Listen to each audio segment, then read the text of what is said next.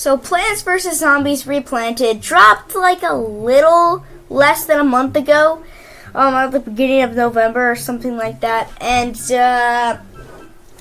okay, even before the game came out, there were so many mixed reviews or something like that, just opinions on the internet, mixed opinions. I want to get one thing out of this. I want to get one thing straight. Yes, I spent $20 on this remaster of Plants vs. Zombies. And I want to be talking about how it's worth it or how it's not worth it. There's no in between. Okay, anyway, let's get started. Get the big things out of the way. You probably have heard about PvZ Replanted on the internet lately.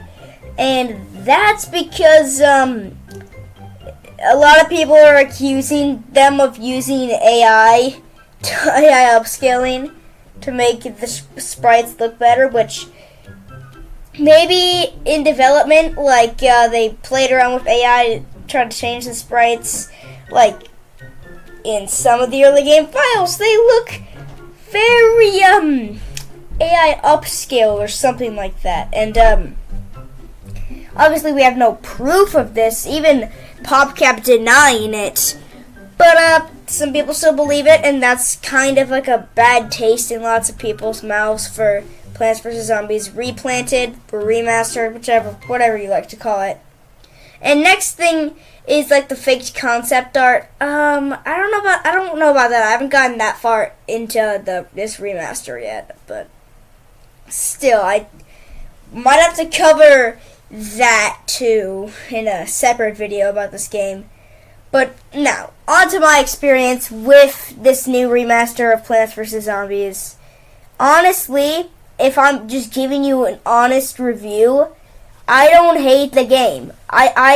There are clearly problems, like if you look very closely in this background footage, you can see that when the pea shooter is firing, the pea is like slightly above like the middle of where he shoots. It's just tiny details and some things like that, and conveyor belts kind of being a little broken. Just, it's not that polished. There are lots of bugs, but they are patching up those bugs. They're changing some things. They fixed dynamic audio. I know you can't hear it in this, but dynamic audio is back in this remaster. I know it wasn't originally, and you probably don't even know what I'm talking about when I say dynamic audio, but that's like at the beginning of a level it'd be calm because nothing is happening. Like later in the level the audio would change and be like different instruments are like more chaotic or dramatic. And a lot of people really liked it, including myself. I mean, you don't notice it too much, but yeah. And also in these clips you might have noticed that they're actually some of them are sped up, and that's because it's a brand new feature. The brand new feature is like being able to speed up your game so it goes faster, so you don't have to like wait all the time. And I really like this feature. I think it could be like if you put it to the max, it's like the overstimulating button. But overall, I think it's a pretty good feature, especially in those moments where like if you're trying to speedrun this game, you'll always have that on. Like just kind of crazy. And the plants look a little different. They're in 4K apparently. And they just look a little higher quality. It's full screen. Yeah, there's a giant bush, which is kind of weird. It was in the Xbox 360 edition and for console ports like that. And this game is made with consoles in mind because it's all platforms pretty much except for mobile. And also, there's co-op. As you can see right here, it says Player 2. Press Start to join. I played around with this a little bit with like me on the mouse and the controller. And, you know, that's not how you do it, but I bet that could be good if you were playing Plants vs. Zombies with another person in your room or something like that. As you can see, it's Player 2, even though it's me. Yeah, I think that, like, is pretty cool. I haven't played around with versus mode yet. I haven't gotten very far into the game. Like I said, I'm like, I don't know, like 30 minutes in or something. But I will say that I do like the concept of like a co-op game mode and things like that, of like versus. That sounds really, really cool, if you ask me. And there's some mini games and things like that that are added to the game, which is nice new content. There are some issues still, like it just kind of like just seeming like not that polished and kind of buggy. But if you really think about it, I mean, it's not a horrible game. Like if you mention things like the AI upscaling, which isn't confirmed by the way, and like the faked concept art, which, you know, and like not inviting Rich Warner to work on the game, that really sucks on PopCap's end. That's like just not like a good move. But you know, like overall, this game isn't horrible. There's some skins for zombies apparently, like the head crab zombie and the retro zombie, which are like different skins you can put on them to make them look different when you play, which is nice and dandy. And also there's some other things, like the fact that I already said this, but the plants look like higher resolution and things like that.